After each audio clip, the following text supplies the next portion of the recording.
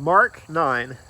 Then he said to them, "Truly I tell you, there are some standing here who will not taste death until they see the kingdom of God come in power."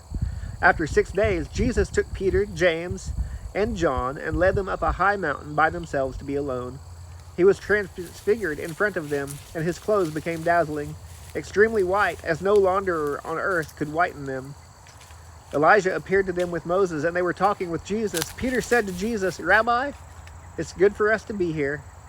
Let us set up 3 shelters, one for you, one for Moses, and one for Elijah," because he did not know what to say, since they were terrified. A cloud appeared, overshadowing them, and a voice came from the cloud, "This is my beloved Son. Listen to him." Suddenly, looking around, they no longer saw anyone with them except Jesus. As they were coming down the mountain, he ordered them to tell no one what they had seen until the Son of Man had risen from the dead. They kept his word to themselves, questioning what rising from the dead meant. Then they asked him, "Why do the scribes say that Elijah must come first?" "Elijah does come first, and restores all things," he replies. "Why then is it written that the Son of Man must suffer many things and be treated with contempt? But I tell you that Elijah has come, and they did whatever they pleased to him, just as it is written about him." When they came to the disciples, they saw a large crowd around them and scribes disputing with them.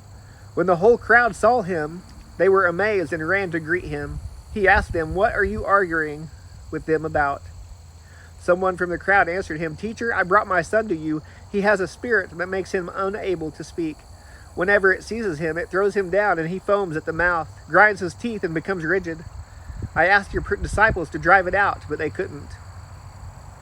He replied to them, "You unbelieving generation, how long will I be with you? How long must I put up with you? Bring him to me."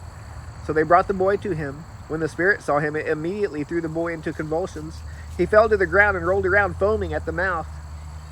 "How long has this been happening to him?" Jesus asked his father. "From childhood," he said, "and many times it has thrown him into fire or water to destroy him. But if you can do anything, have compassion on us and help us."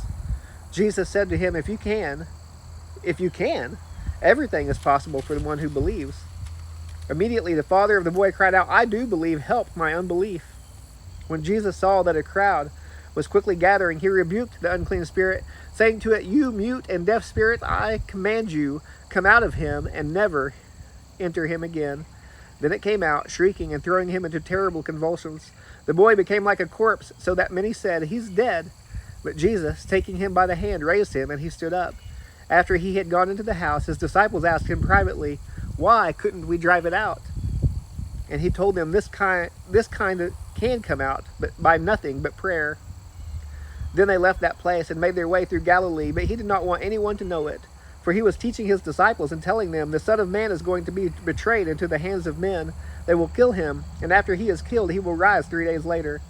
But they did not understand the statement, and they were afraid to ask him. They came to Capernaum. When he was in the house, he asked them, "What are you arguing about on the way?" But they were silent, because on the way they had been arguing with one another about who was the greatest. Sitting down, he called the 12 and said to them, "If anyone wants to be first, he must be last and servant of all." He took a child, had him stand among them, and taking him in his arms, he said to them, "Whoever welcomes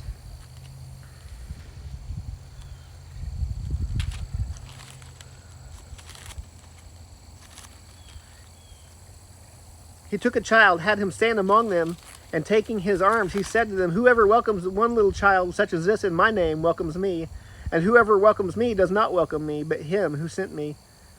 John said to him, "Teacher, we saw someone driving out demons in your name, and we tried to stop him because he wasn't following us."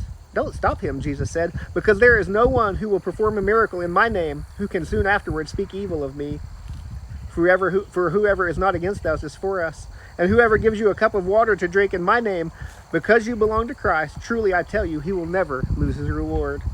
But whoever causes one of these little ones who believe in me to fall away, it would be better for him if a heavy millstone were hung around his neck and he were thrown into the sea. And if your hand causes you to fall away, cut it off. It is better for you to enter life maimed than to have 2 hands and go to hell, the unquenchable fire. And if your foot causes you to fall away, cut it off. It is better for you to enter life lame than to have 2 feet and be thrown into hell. And if your eye causes you to fall away, gouge it out. It is better for you to enter the kingdom of God with 1 eye than to have 2 eyes and be thrown into hell, where their worm does not die and the fire is not quenched. For everyone who will be salted with fire, salt is good, but if the salt should lose its flavor, how can you season it? Have salt among yourselves and be at peace with one another.